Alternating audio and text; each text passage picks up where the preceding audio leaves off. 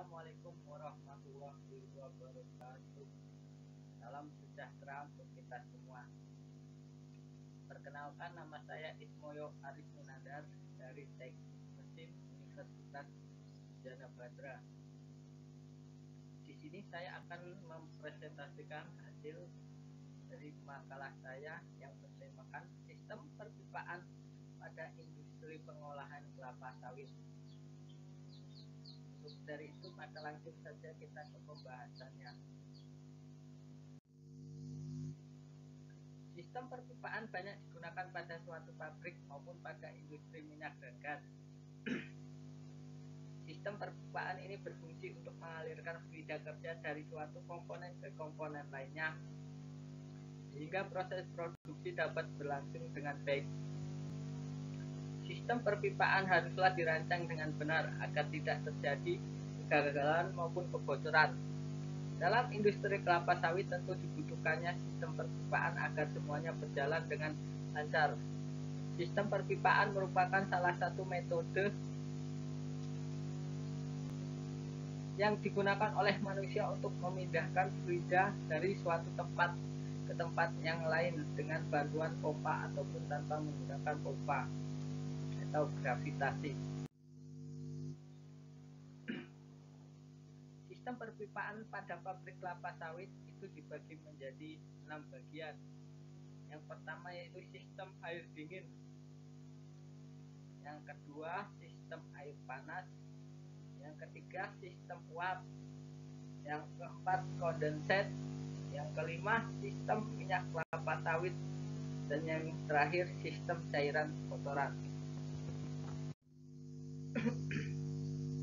Sistem air dingin atau sistem cool water. Jalannya sistem perpipaan pada pabrik kelapa sawit dimulai dari sistem air dingin atau cool water. Terlebih dahulu, pabrik kelapa sawit yang pasti berada di tengah-tengah hutan, yang dimana biasanya hanya ada sungai yang mana debitnya tidak bisa dipastikan.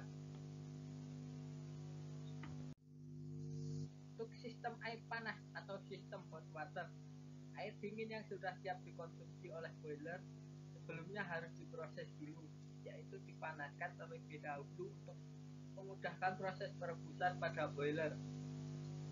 Secara umum proses air panas hingga berubah menjadi uap.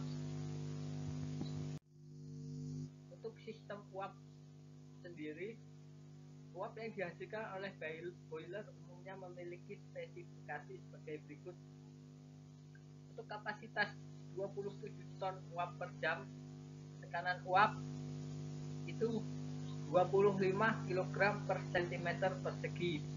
Untuk tekanan kerja normalnya 22 kg per cm persegi dan tekanan kerja maksimum 23 kg per cm persegi. Suhu uap atau superheaternya 260 sampai 270 derajat Celcius agar bisa menggerakkan sudut-sudut turbin.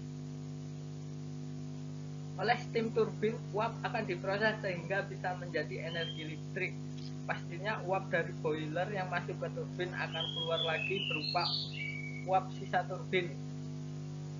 Namun spesifikasi uap akan turun karena efek tabrakan dengan suhu. Uap keluaran turbin akan berubah menjadi tekanan uap keluar 3,5 kg per cm persegi. Sedangkan untuk suhu air pendingin itu 30 derajat Celcius yang akan masuk ke back pressure vessel dan akan dibagi untuk proses yang ada di pabrik. Untuk sistem perpipaan boiler dan turbin sendiri secara umum bisa kita lihat pada gambar di samping untuk prosesnya. Untuk yang selanjutnya itu kondenset. Pada pipa uap yang tertutup pasti akan mengalami proses kondensasi.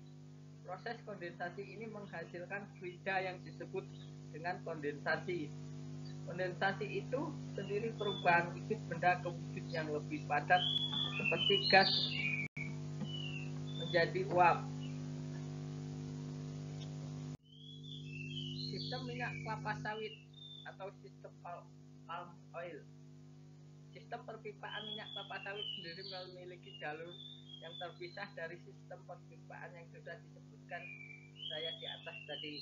Pada perpipaan kelapa sawit dimulai dari proses kempa, klarifikasi, dan stroke tank.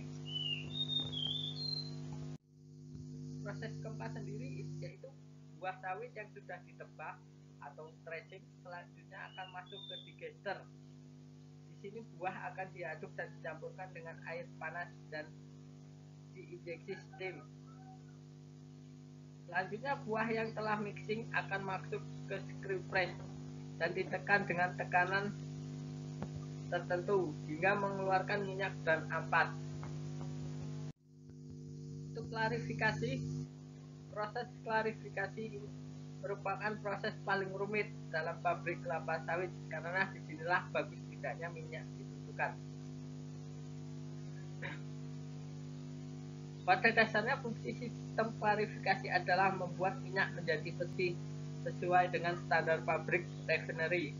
Minyak harus bebas dari air dan kotoran.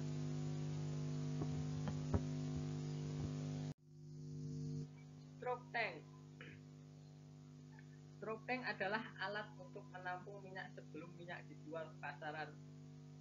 Untuk stroke tank sendiri itu tergantung owner berkenan memilih menggunakan sistem yang mana, tergantung dari jenis kelapa sawitnya dan sistem sterilisasinya juga yang digunakan sebagai pertimbangan. Setelah diklarifikasi,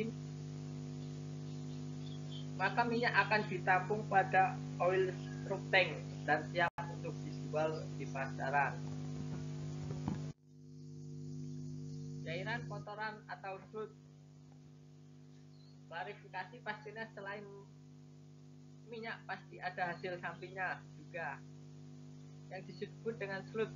Jenis sludge hasil samping klarifikasi minyak memiliki tingkat keasaman yang tinggi sehingga tidak bisa langsung dibuang begitu saja. Sesuai dari ketentuan KLH, maka sludge yang dihasilkan harus diproses lagi agar bisa diterima oleh lingkungan dan tidak menjadi limbah beracun. Demikianlah presentasi dari saya. Semoga dapat bermanfaat bagi teman-teman semua. Bila ada salah-salah kata, saya mohon maaf sebesar-besarnya dan kepada Allah saya mohon ampun. Saya akhiri presentasi saya dengan wassalamualaikum warahmatullahi wabarakatuh.